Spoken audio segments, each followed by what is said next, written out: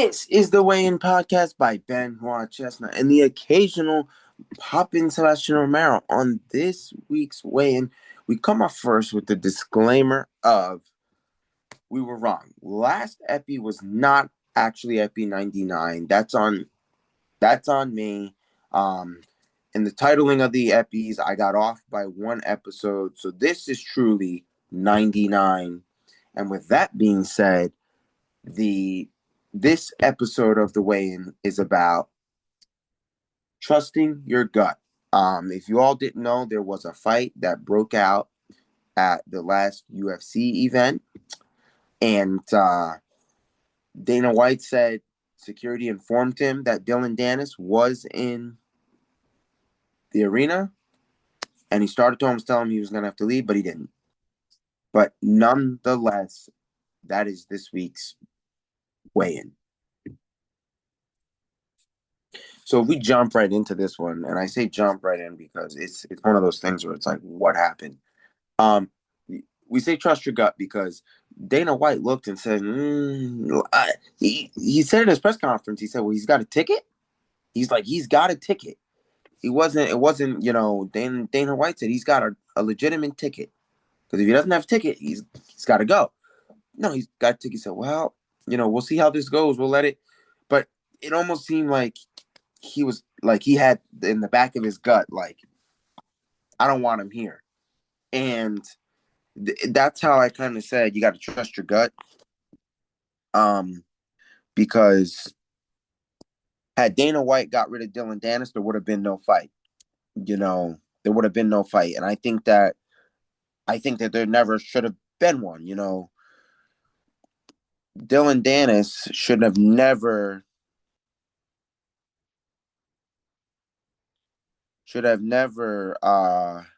started a fight.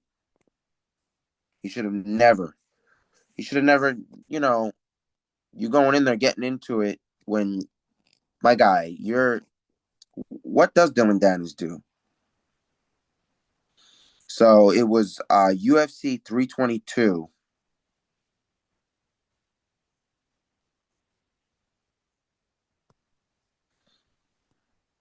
But he's banned for life now. So he won't be coming to another UFC event to start strucking some bad behavior like he did now. But I think it should have never got to that. I mean, a lot of people can understand how I would say it should have never got to that. I think Dillion Danis should have never been there. The fact of the matter is you go in and you're somebody that's not supposed to be there. You're not a UFC guy. We all know that.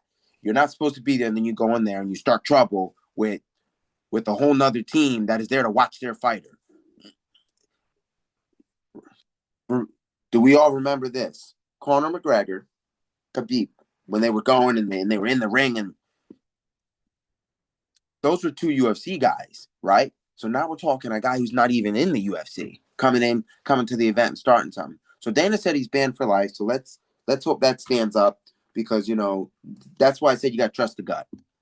And it seemed like in the press conference, a little bit of that vibe I kind of got was like, okay, Dana's coming along here where he's like, almost like his gut was like, yeah, let's get Dillion Danis out of here, but he didn't, and his gut ended up being right. Like, yeah, he should have got the guy out of there, but he's banned for life from the UFC events. But that's why today's episode is on trusting the gut. If you see that, if you're a boxer, UFC, you trust that your guy, you say, wow, I got a couple head kicks in there. I think that could break through. Trust the gut. You got something that's working. Trust the gut. I mean, that goes in everything. If you have a bad gut feeling or a good gut feeling, a lot of times trust the gut. Trust the gut. And I say that because, you just got to trust the gut.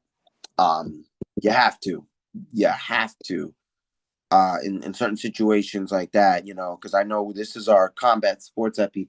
So in terms of all of it, always trust your gut. If you know something's not right, you think your opponent may or may not make the weight. Hey, most cases, if for big fights, you get a backup. You say, hey, if this guy falls out, who's number two? In most cases, you don't have that, but in UFC,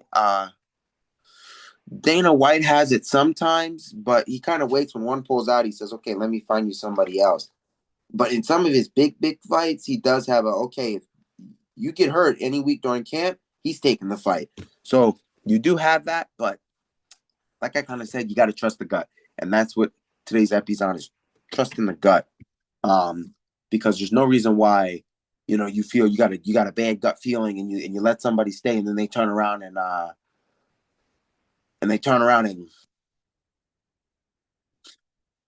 they do exactly what you thought they were going to do for all the reasons why you didn't want them there, and it just really says, to more than nature, hey, you know, you should have got him out of there, and there's no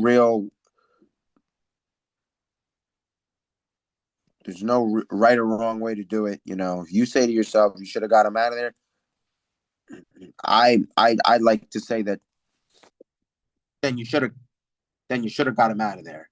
There's no maybe I shouldn't or maybe I should have. No, if you know that gut's hitting you, you should have got him out of here. It's just that simple. And how a situation of that nature grows and gets that big. At the end of the day, you gotta. This is the UFC is a promotion. You know, it's a promotion, and the promotion will do certain stuff. The promotion will do things that it wants to do, and there are cases where you can't look and say, okay, what has happened with the promotion? What has gone with the promotion? And I say that because there are good things and there are bad things when it comes to the promotion. I say this because if you know a guy's gonna come in to your promotion and start causing trouble, you get him out of there. You you get him out. You don't let him come in there. Dylan Danis is and I say this because when he fought Logan Paul, he was a wannabe tough guy. Like this guy's you want to be at the top. You're listen. I could name countless UFC guys that are way better than Dylan Danis will ever be, and I say that because you don't got it, bro. You don't got it. And even then, amidst the guy that I think would destroy Dylan Danis, Bo Nickel. Let's talk about Bo Nickel. Our Bo Nickel brother. For the wrestlers that remember Bo Nickel. Bo Nickel. So Bo Nickel won in good fashion by head kick, knocked this guy out. Bo Nickel back. I think, hey, let's get Bo Nickel in a UFC belt. Let's see Bo Nickel with a belt. Let's let Bo Nickel go get some revenge and beat the people that beat him. Let's see that. Let's line it up. Let's get that Bo Nickel. We got a good Bo Nickel. And there's guys on that list that I think, like Sean Brady or like I think it's Sean Brady. I think that's his name.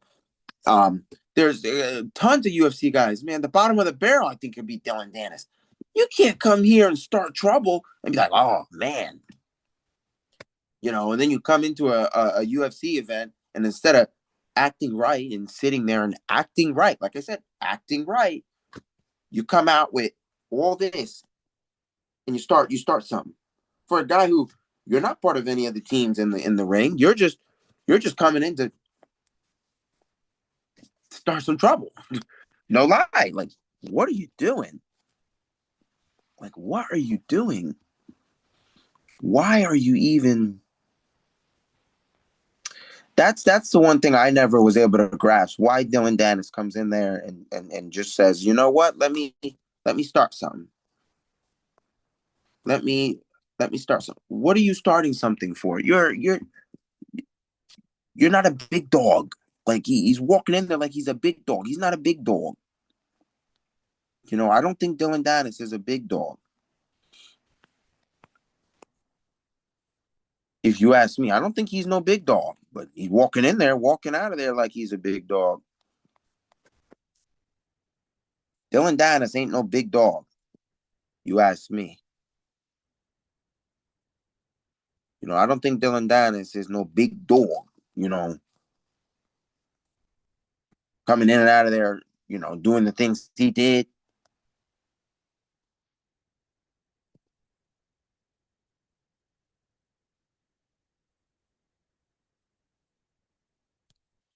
I don't know. I didn't like it. I think, like I said, if Dana had a gut feeling to toss Dillion Danis, you should have tossed him. And I'm not saying there was or wasn't a gut. It's just what I felt like. He's like, when they told him, he said, Dana said this. He's like, he's got a ticket? Like, he was shocked that he even had a ticket. Like, why are you here? And I kind of felt like that should have gave him enough, and Dana White's a very smart guy. Should have gave him enough to say, hey, nah, he's got a ticket, but tell him we're going to refund that ticket. Tell him he's got to get out of here. He's got to get out. He's got to get out of here. Now, if that situation ever comes up, a guy non-UFC signed or whatever, non-UFC guy comes in there, troublemaker comes in, Dana's now he's got enough experience here now that next time he's going to say, no, he's got to get him out of here. I don't want nothing to start. Nobody wants brawls in their crowd. This is supposed to be MMA. You're supposed to watch it, somebody wins and I feel like what Dillion Danis did, it took away from the actual fact that the winner is a champ. I think that's what we all like to call a double champ. The winner's a double champ. I think this just takes away from the winner. That Hamza Chumayev, I think that's his name, Hamza Chumayev, is now a champ. He's a champ. But let me get that for you.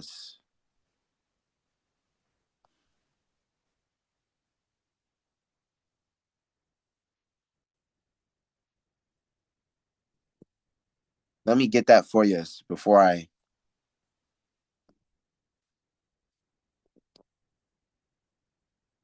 Yeah, absolutely. He's a double champ. He's a champ. Listen, as our favorite, well, as I like to say, my favorite, Conor. As Conor McGregor once said, "Hey, he started it, but I remember he said, you gotta. Where's the second belt? You gotta have a spit shine for him." It was the first time it happened. Now they always have the second belt ready when this happens. Now they don't have to, do this and that. Although that is, the handling of belts is a thing in itself. But here's what I really don't understand, and what I really have here for you is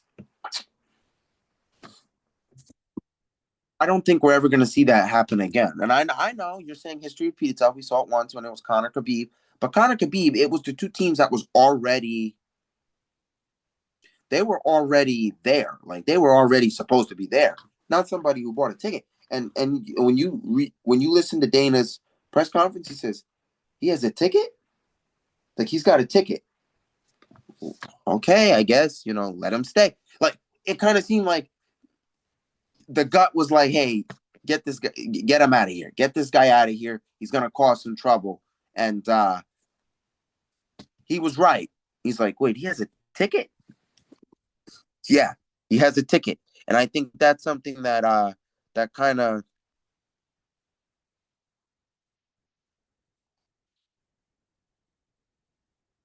you know it just and at MSG too. Come on, but it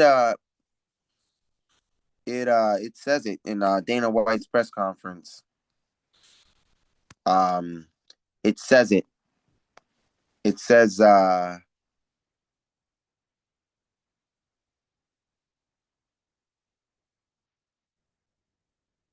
it says it.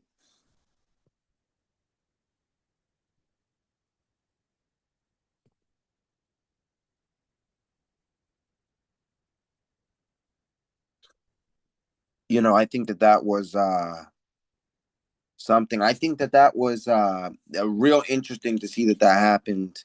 To turn around and do that, and to have that happen, like that.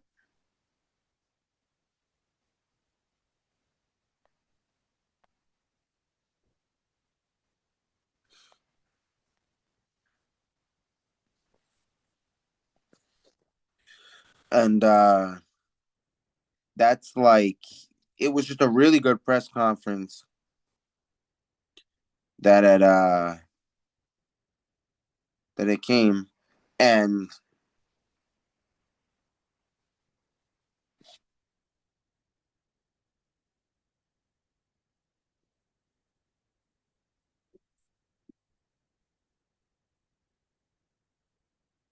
I like it because Dana White took a lot of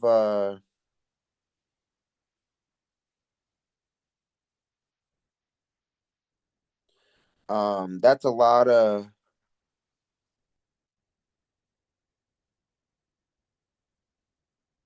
and he wanted really well to kind of get himself in the situation.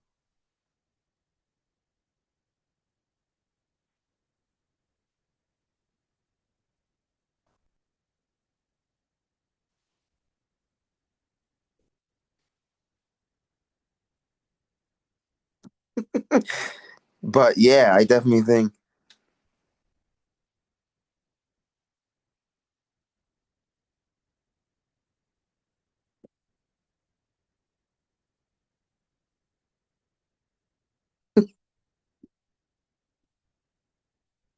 you know,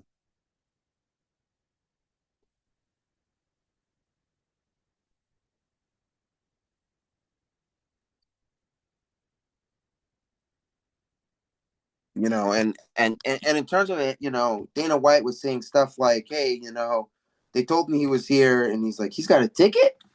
He's got a ticket." Like Dana was saying, he's got a ticket. Like he's got a ticket to the event. He he, he has to,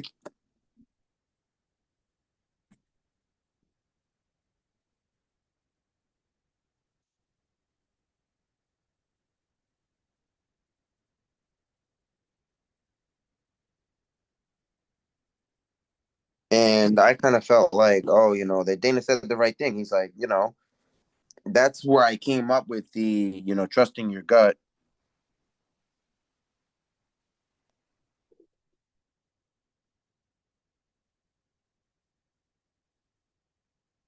Nobody likes to see that stuff happen.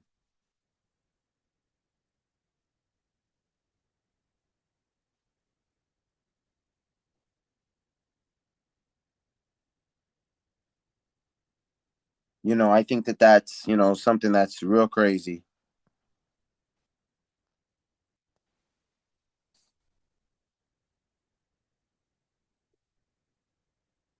And that's kind of why I said, you got to trust your gut here.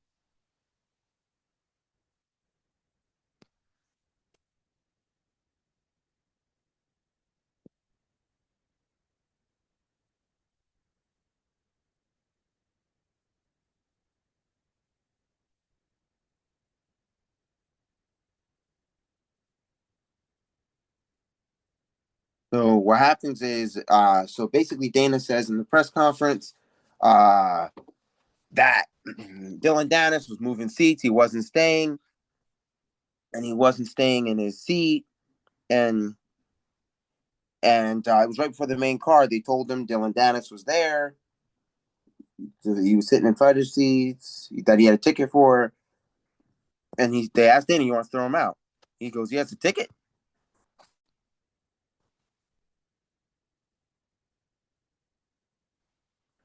And then they talked about how Masvidal was gonna fight him. It was a lot of stuff. So that's why I kind of say,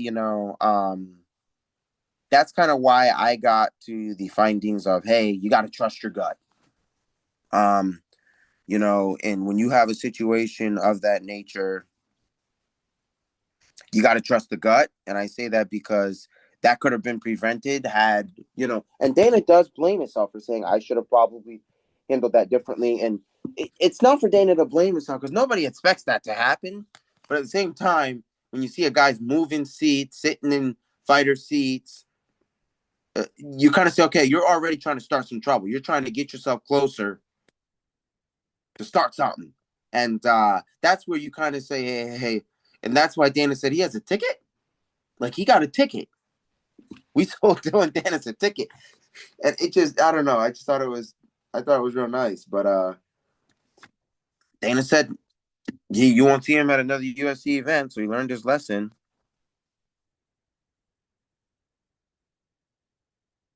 I think that's interesting in terms of it. Like, hey, he has a ticket.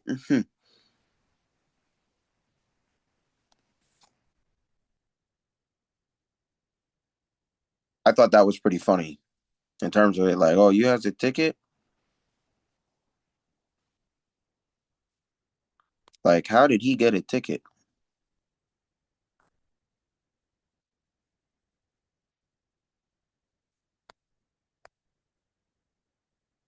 And I thought it was real funny because I'm like, you're gonna say he has a ticket, but um,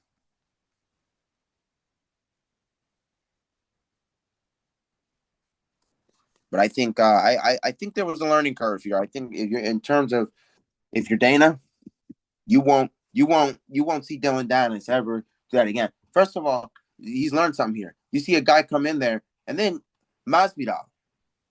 Masvidal said he was gonna mess him up already. So that I kind of think there was more than enough indicators, but I don't blame Dana. You never expect a guy to just you expect somebody to play nice, and you don't expect that to happen.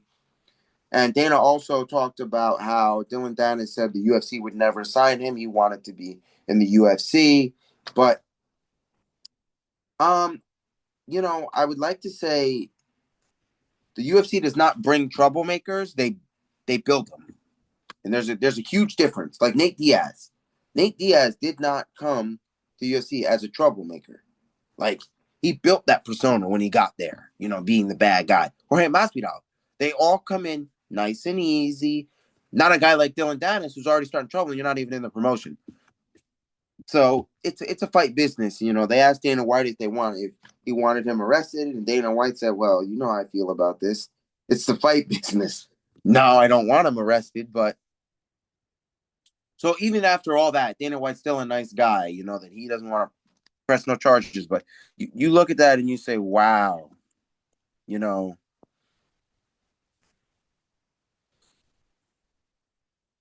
you look at that and you say, wow, that's a really, that's a crazy thing, but lucky ending if you're Dylan Danis. That Dana White didn't decide to say, hey, let me press charges on you for this.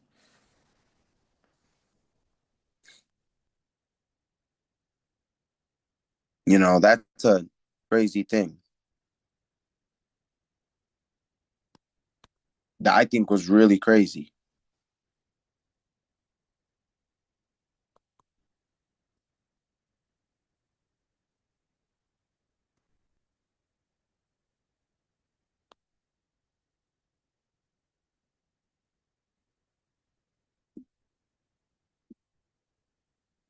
And I say that because Dylan Danis just to go in there and start something.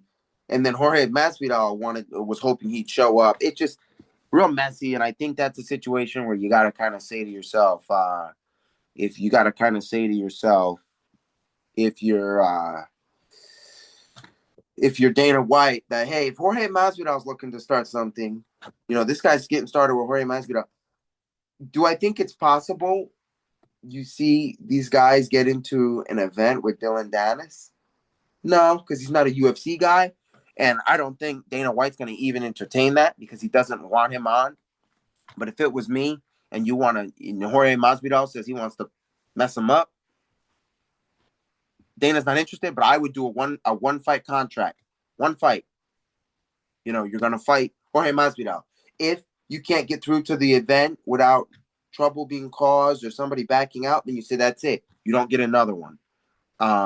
You kind of say, hey, I'm not giving you another one. You were supposed to go one fight and one fight only, Or if you're Jorge Masvidal, you could obviously do it off promotion, which is not with the UFC. You kind of put on your own event thing to take care of this Dylan Danis. And Dylan Danis even called out Jake Paul. At one point, he's talking about Jake Paul. I'm like, brother, you didn't even beat Logan. You know, now you want Jake?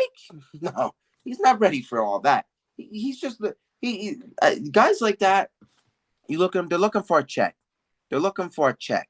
You know, they're looking for a check. Everybody, all the guys like that, they think they can walk talk like they're Conor McGregor, but everybody doesn't understand. Conor got where he was because He talked, but he was in the UFC when he was talking. That's what I say. That they build the guys. Like Dillion Danis is not with the UFC promotion. If you grow with a promotion into that bad guy mentality, that's the best way to go about it. Not you grow into this bad guy mentality and you're not even signed by him yet. No, this is my personal opinion. Dillion Danis, I think, is exactly how he perceives himself to be, a troublemaker. I will never want you'll never see me root for Dillion Danis. I'm not a Dillion Danis guy. You want to go and this, that, like I get he tries to act like, a Connor or a KSI, but you're not those guys. KSI gets to go in there and say, I'm gonna beat you, I'm gonna do this and that. Because at the end of the day, those guys have built themselves differently. Their upbringing is not of a troublemaker where you walk into a UFC event and it's like Dana says, you got the whole, I think Dana called it the whole Muslim Brotherhood. You got the whole Muslim Brotherhood there, and then you want to start a fight. No, no, no, no, you don't do that. So you got basically, if for many that might be confusing because it was a little to me to like kind of did my Googling. Say like a click, and I really don't want to, and I don't want to compare them to the wrong thing because this is really it's a term they use. I don't want to put it to the right thing, but I would say like a group of friends, like a posse. I'm not trying to say the wrong thing to what it is to any culture at this point. I'm trying to accurately give it to everybody else that might not understand that it's just like I would say like a family. They're a group, they stick together, and that's how I would kind of put it. And then you go after one of them. Why would all the rest of them not stick up for their one guy? And I agree with the Muslim Brotherhood that anybody would have done the same thing. You see one of your guys getting beat up, you're gonna look and say, no, you're gonna defend your guy. And I think in terms of it, it still goes back to the same thing. Gotta trust that gut. If he's moving seats, not sitting where he's supposed to, you tell him, hey, either you stay sitting in the seat you purchased or you gotta go. You gotta go. And even Dana White said, no, I don't want to press charges. You know how I feel about this thing. It's the fight game. This is good stuff. Because at the end of the day, to Dana, it's money. It is. Think about it. How many people you think are going to want to pay to see Masvidal get in the ring with him? How long do you think that's going to happen? They're going to let it brew. It may happen. It may turn into a one-fight deal. But how many times are you going to say, oh, we got to get this going? Listen, I think if you were to line up Dana White's don't likes, I think Dana White, after what happened this weekend with Dillion Danis, would say he's more like Jake Paul than he does Dillion Danis. And Jake Paul, I think it's rumored going around he's going to line up Anthony Joshua. Now that's interesting. I can't wait to see that. If they can line up Anthony Joshua, ooh, hey, ooh, this is going to be good. It's going to be good if Jake Paul get that Anthony Joshua. Hey, let's see it happen. And I like Dana White's opinion now because he's now a boxing guy. Even if many will say, well, not really. Oh, no, he is. No, he is. Not really the brains behind it, but the brains behind that Canelo Crawford. I think that was some good things that there for Dana and for both sides. So there's been really good stuff. So just getting you another epi. I sincerely apologize on the mistake of thinking last episode was 99. Guys, as you know, I work. I do so many things that the mistakes happen. I'm trying to tighten up with this weigh-in so that does not happen. But yeah, I'll give it to you straight. I was looking today, and I was on the channel, and I was like, wow, we're at 98 videos. I said, wait a minute. Last episode was named 99. I forgot episode 70. I named after 69, I named it 71, skipping 70, which was my mistake. I sincerely apologize as part of running this way, and I really feel like I've been so focused on popping epis out and getting reports that I've missed the little things, and that's one of them. So I would like to say I apologize on that. We are still going to get our episode 100. The fun part for episode 100 is it's, I thought I was on 100. The editing process for that is already done. Basically, I started editing for 100, because the idea for 100 is to start putting some of those old epis, some of our ones that got big views back in there and do a little, those 100 episodes are really good and a lot of the stuff. So that should be interesting for you guys to see. Really great thing. But we're getting there. We're getting there. We're getting there. We're getting there. We're getting there. We're really getting there in terms of that. So that's the thing I have for you guys today. So with that being said, this is an epi of the Weigh-In Podcast by Benoit Chestnut and the occasional pop-in Sebastian Romero. And this is yet another epi of the Weigh-In. And I know a lot of you have asked a lot of questions in regards. Yeah, the partner pops in. He comes in and out, when he can, and that's okay. I just wanted to clarify that with everybody because we're getting a lot of questions. When do we get him back? It's a pop in, pop out situation. So it's whenever we can kind of line up the schedules to get stuff done. But you'll see it from time to time. But don't you worry, we're still running this way in. And as you all know, that's it. We have gone right now officially 11 months. Not fully, but 11 months of recording 2 videos a week every week. So we are right now really in there, and that's a good thing. So with that being said, we're going to keep on moving forward, and we're going to keep growing and growing and growing because we are getting there. So for everybody that has seen this stuff, obviously some videos do better than others, but we are very proud of where it has gone this year. So with that being said, that's it. That's all I have for you. Weighing out.